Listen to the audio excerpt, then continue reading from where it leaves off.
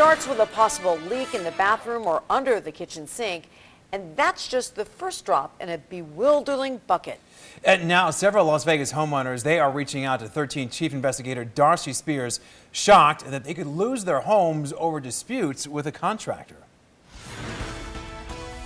Contractors can put a lien on a home when a homeowner doesn't pay in full for the work. It's a first step in a legal process that could lead to a judge forcing you to sell your home to pay off the bill. We found one Las Vegas contractor who some customers claim tricked them into signing contracts and then was quick to file liens on their homes. It's the most intimidating document that I've actually got in my life. A document with a devastating demand delivered just days after Christmas. It says that we have to immediately pay $19,491. Otherwise, they are going to proceed with foreclosure on the mechanical lien on our property, and we have to pay this in 15 days.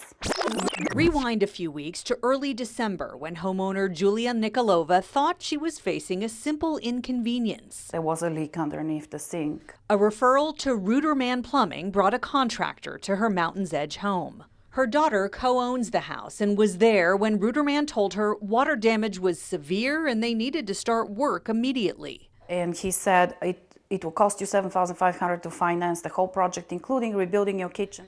They recommended a company called Bolmer Restoration, owned by this man, Eduardo Arredondo. They asked my daughter to sign a one-pager authorization to work with our insurance, and that one-pager was on a cell phone. Bolmer started tearing her kitchen apart, then sent her this document via certified mail. Her daughter's one signature had been electronically copied on 13 pages of what looks like a contract, but with no estimates of cost.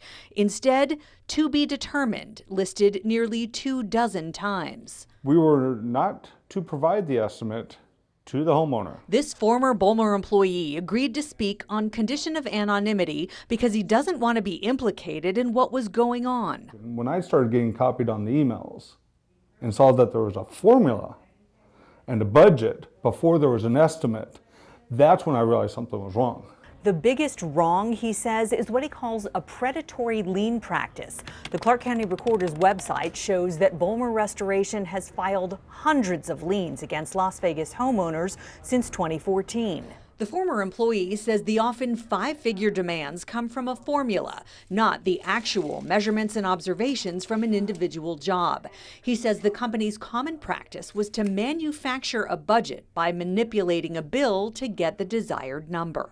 And the budget is based on a formula. And just to use an example for easy math, if he spent $600 in labor costs to mop up and dry out the flooring and cutting away the drywall, he would divide that by 0.06. He would get the number 10,000. That would become the budget. And then it was up to the estimator to work that budget back into the software program. Bolmer Restoration owner Eduardo Arredondo declined to be interviewed, instead sending a statement which says in part, "We strive to treat each customer with the utmost integrity and respect and are prepared to listen to and address these customer concerns."